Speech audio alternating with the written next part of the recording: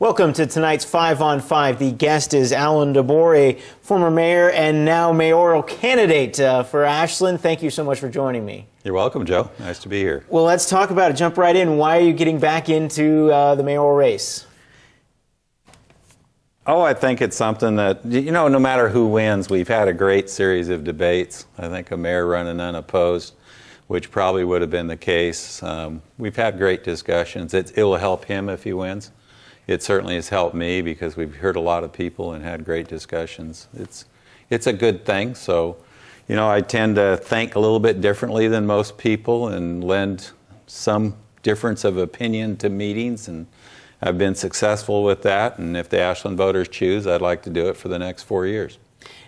Some of the experiences you had that you hope can kind of aid you in getting things done, and also what are some of the things that you want to change that made you want to jump back in? I think a lack of communication. I mean, the road diet, which is a great thing, and I hope it's really successful, and I'm glad we got the stripes down. And Ashland's such a great place to live, and I encourage people to come there and shop, eat at the restaurants. It's just great businesses, and to walk through Ashland at 9 o'clock at night is a great experience. A lot of people there. So a lot of people are surprised about the road diet, and I think that's a flaw in government, that we need to get more people involved and to get the information out so that people are making a group decision. So, also, I know issues that are coming up in Ashland. Start with Lithia Plaza. What are your thoughts on that and the construction there? I love the plaza. I love it needs to be cleaned up a little bit. Sidewalks are a little bumpy and it's dirty, so we need to go through and renovate it. Council made a proposal and they've accepted to do it, so there's some final tweaks to it. I love construction. I think it's critical it happens quick when we do it, so the construction starts and ends. And that's probably one of my fortes, is just attention to detail, as the Mail Tribune said. How about the homeless issue that's been cropping up as an issue in downtown Ashland? And we created a committee. I actually did the homeless issue. I took the old handyman building, old Forest Service building, depending on how long you've been in Ashland, with the ICCA and Sharon Schreiber, who passed away this year. We created a homeless shelter, just exactly what they're doing. So here's committees doing research, but they never called myself or Sharon.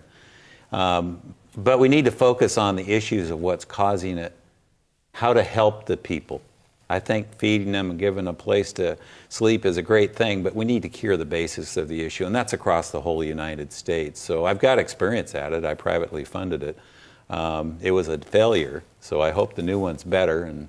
But we need to help people. It can't be fun to be homeless. All right, we'll have a few more questions for you, so stick around. More 5 on 5 right after the break.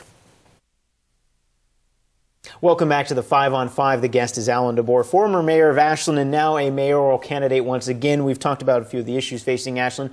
This new cycle coming through, the city council and that look could be very different. A lot of seats up in an election. So tell us how that dynamic might be and how you would look at it as a mayor.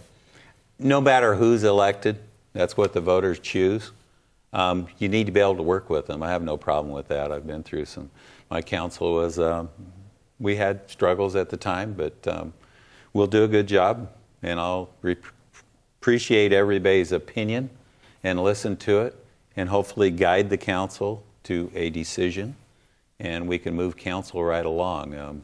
It's an interesting experience in leadership. I love running meetings, so I feel that's fine. Whoever gets elected. We'll have a great city, and Ashland, like I said, it's a great town. Love living there, born there, been there my whole life.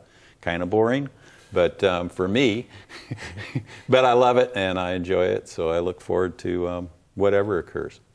City councils, you've seen it across the nation, but sometimes here in Southern Oregon as well, the tension that can build up with a lot of the issues, the economics of it, and with cities and the struggles that are going on. It kind of crops up in the city council with tensions at a meeting. How do you get that kind of under control and getting people seeing all kind of as one? Because in the end, one decision has to be made. And that's the ability of a council. They have to get to a decision. But I think providing the right information to them that's easy to understand, provide them some clear alternatives to a decision, and then ask for that vote and move on. I mean, the case of the Ski Ashland thing, I mean, council fought and fought and fought for that. When they finally made a decision, it moved on. And the decision they made actually gave them more control than they did as a council itself. So once the issue was decided, it seems like the controversy kind of went away. Otherwise, we just keep fueling it. So it's a challenge. Well, thank you so much for stopping by. We appreciate it. Thank you, Joe. All right, Always that's it for the 5 pleasure. on 5. We'll have more news right after the break.